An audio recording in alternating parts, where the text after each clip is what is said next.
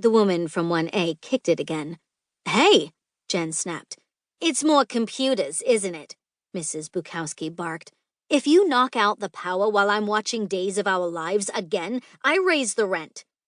Jen bit her tongue and shifted her bag straps so that she could wrap her arms around the box. Just as she regained her balance and took a step toward the stairs, her landlady started a fresh barrage. "Which one of you is in trouble?" Mrs. Bukowski asked. "Excuse me?" Jen asked over the box. "There were some men in suits poking around the building. You know, men in black. Is your roommate a hacker? I don't think you'd be smart enough."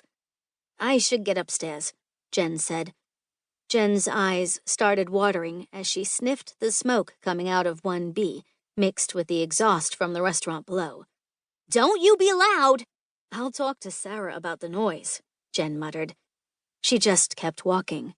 Her boot caught on a chipped tile as she rounded the landing. She crashed into the wall, causing a terrible bang and letting out a yelp. "I said, don't you be loud!" Mrs. Bukowski screamed from downstairs at a volume that could wake the dead. Jen fumbled and stumbled inside. The stereo in the living room played a classical piece, while the television showed some sappy talk show. "And she wonders why the utility bill is so high," Jen muttered as she dumped the box on their coffee table and sent her pile of wanads sprawling on the floor. As she picked them up, she took note of how very few she had circled. "Is that you, Jen?" "Yeah," Jen sighed as she yanked out her roommate's mail and dumped it on the box. The lights flickered the moment she pulled Sarah's other package out of her backpack. "Were you expecting more packages?" Jen asked as she eyed the growing tower of open boxes next to the couch. "No. Did I get one?" Sarah asked. Jen rolled her eyes.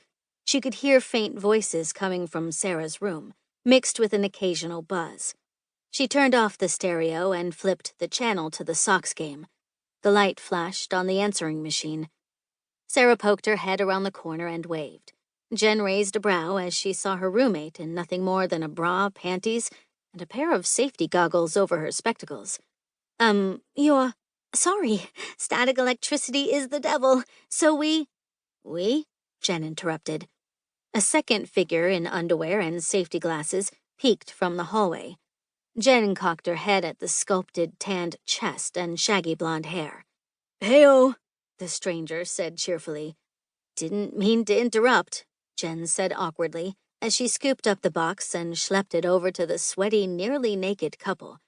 "Well, you know, a raid array doesn't assemble itself," Sarah said. Sarah looked back and forth between her blushing roommate and her buff companion. "Will, why don't you open up the new arrivals? Oh, where are my manners? Will, this is my roomie and bestest buddy, Jen. Jen, this is Will from my thesis group. He's helping me screw tonight." "You poor thing," Jen sighed as she handed over the box to the beefcake. "I can just get a shower and clear out tonight if, you're gonna be busy." "Well, we're gonna get pretty loud in a bit. I finally overclocked the main processor," Sarah said. She continued to rattle off the specs to all the machines she planned on completing that night, while Jen ogled Will's equally impressive backside. Jen tuned back in as Sarah plopped her hands on her hips. "Earth to MacDonald. Aren't you excited?" "Yeah, sure," Jen said a little too quickly. "So when do you start back up?" "Huh? Weren't you supposed to get your financial aid letters and stuff this week?" she asked. "The summer semester is starting any time now, isn't it?" "Well, that would require me to actually get accepted," Jen said softly. "I guess there isn't room enough for a solid C student in a major that won't create lucrative future alumni." "Oh, puddin'," Sarah said, her eyes wobbling behind double lenses. Sarah disregarded Jen's filthy work clothes and tackled her with a ferocious hug. "Well, they're just stupid. You're going to discover some lost city one day and make them rue the day they ever let you slip by." "I don't think it works that way, but it's appreciated," Jen sighed as she squeezed her friend.